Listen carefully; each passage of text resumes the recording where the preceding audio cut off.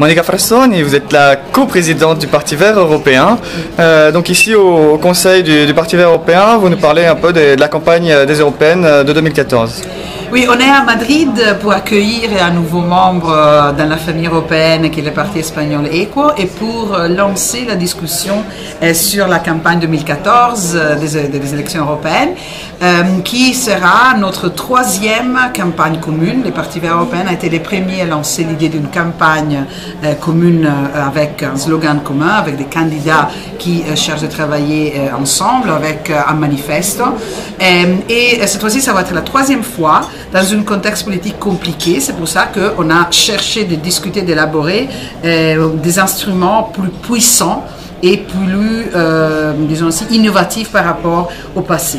Et il y a trois instruments dont on a parlé.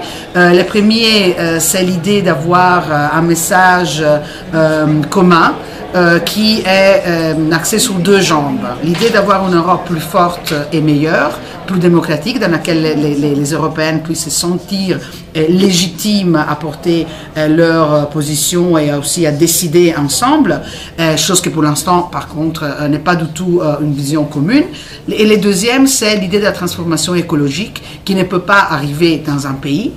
Le fait qu'on gagne des élections au niveau national ne comporte pas qu'on puisse vraiment avoir une révolution écologique. On a besoin d'une dimension européenne qui marche. Le deuxième instrument, c'est celui qu'on a appelé les personnalisations de la campagne. Nous pensons qu'au niveau européen, très souvent, est identifié avec une sorte de nébuleuse bureaucratique où il y a des fonctionnaires qui décident. C'est pas du tout comme ça.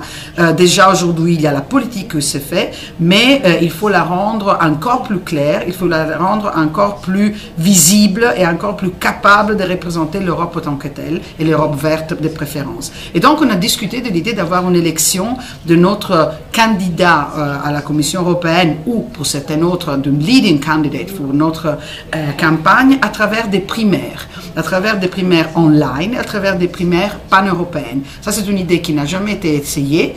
Il y a évidemment eu, même en France, des primaires pour la nomination des candidats à la présidentielle, mais l'idée ici c'est de faire une primaire au niveau pan-européen avec des candidats qui viennent évidemment de différents partis ou qui peuvent représenter des différentes cultures. Et ça, évidemment, c'est une nouveauté comme telle a été discutée. Il y a ceux qui disent que c'est compliqué, que c'est difficile, qu'il y a des risques de hackers, etc., etc. Mais notre idée, c'est d'arriver à avoir une mobilisation des gens bien avant les élections européennes et en mobilisation de base. Troisième et dernier élément qui me semble assez important, c'est d'avoir des équipes de candidates, mais aussi des équipes d'experts sur toute une série de questions qui peuvent circuler en Europe et porter toutes les excellentes propositions que nous avons et que très souvent nous n'arrivons pas à faire arriver, à faire approprier par les membres de nos partis nationaux. Donc ça, c'était un petit peu les trois instruments que nous avons discutés et que j'espère vont être approuvés avec l'entrée d'un nouveau parti dans la famille européenne demain. Merci beaucoup.